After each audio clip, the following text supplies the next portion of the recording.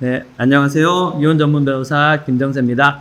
지난 시간에는 이제 재산 목록에 있는 재산의 종류와 각각의 항목에 어떤 것들이 있는지 설명을 해드렸습니다. 이번 시간에는 실제 사례를 들어서 재산 목록을 어떻게 작성하는지 보여드릴 테니까 이제 잘 참고를 해주시기 바랍니다.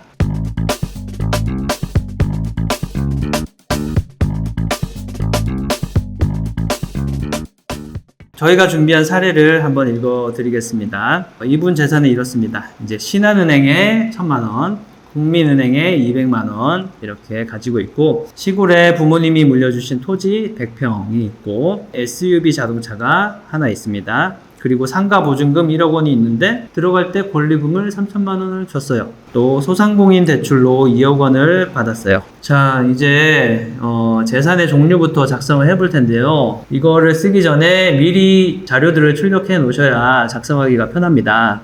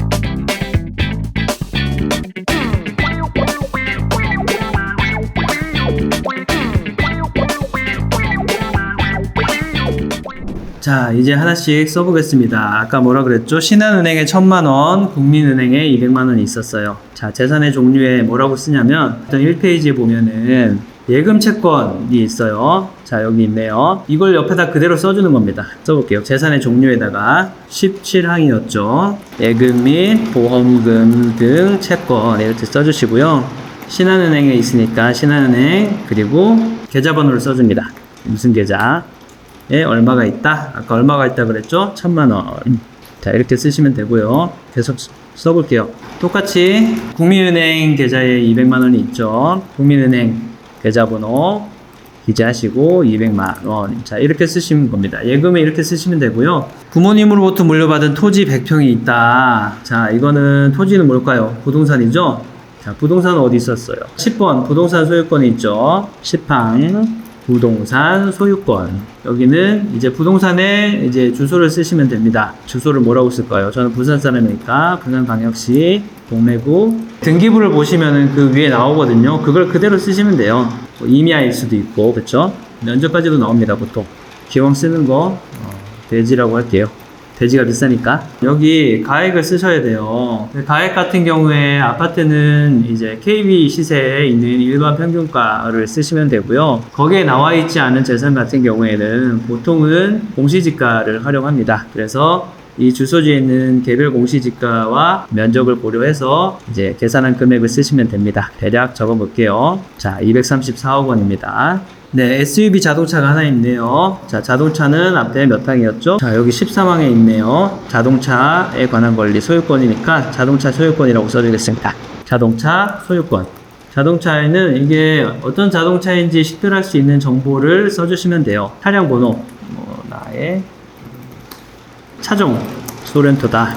그리고 연식. 날짜 17. 그리고 이제 가액을 적어주시면 되는데, 이 가액은 자동차 보험이 있잖아요. 그 보험 증권이라는 걸 떼보시면 거기에 가액이 적혀 있어요. 그 가액을 적어주시면 됩니다. 자, 다음으로 상가 보증금 1억 원이 있어요. 상가 보증금은 나중에 내가 다시 돌려받아야 되는 돈이에요. 돈을 다시 받을 수 있는 권리, 채권이라고 했죠. 그래서 이런 거를 보증금 반환 채권이라고 해요. 자, 채권 찾아보겠습니다. 자, 여기 채권 중에 어디다 써야 될까요? 돈을 받을 권리죠. 금전채권입니다. 15항에 금전채권. 여기도 이제 주소를 쓰시면 돼요. 부산광역시 동래구 1층 몇 호. 임대차 보증금을 반환받을 채권이에요. 1억 원. 자, 이렇게 쓰시면 됩니다. 권리금도 3천만 원이 있네요. 그런데 제가 지난 유튜브 영상에서 권리금은 적지 않아도 된다고 말씀을 드렸죠. 그래서 여기에는 적지 않습니다.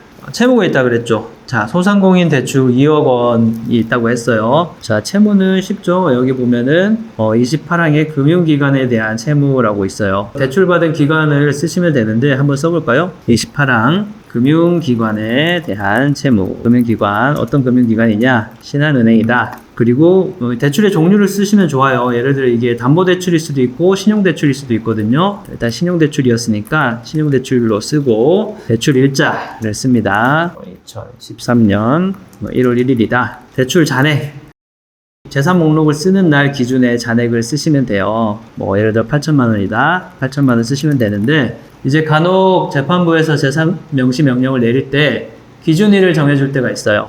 몇 년, 몇 월, 며칠에 잔액을 쓰세요. 그러면 이제 그 날짜 기준으로 한 잔액을 쓰셔야 돼요. 금융기관에 가서 잔고증명서나 대출잔액증명서 이런 걸 떼보시면은 그 날짜를 기준으로 한 잔액을 확인할 수 있거든요. 그걸 쓰시면 돼요. 물론 예금도 마찬가지입니다. 예금도 그 날짜 기준으로 한 예금 잔액을 쓰셔야 해요.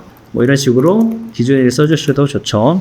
그리고 뭐 예를 들어 담보대출이다. 그러면 여기다가 뭐 담보라고 작성을 해주시면 됩니다. 네, 이렇게 서류를 다 작성하셨으면 법원에 제출하시면 됩니다.